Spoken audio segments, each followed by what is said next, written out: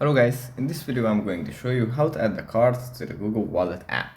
But before that, don't forget to subscribe and leave a comment down below, because at 10,000 subscribers I'm going to show you my whole YouTube revenue statistics and growth strategy. So without further ado, let's just jump right into it.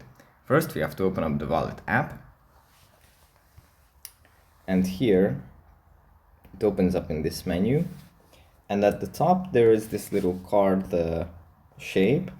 And if we tap on add a card, we can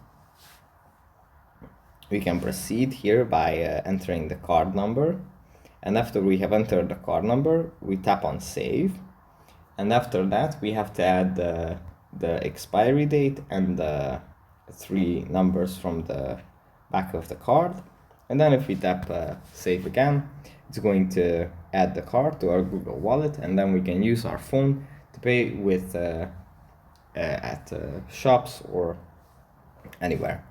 So that's pretty much it for this video. Hope it was helpful for you guys, and I'll see you in the next one.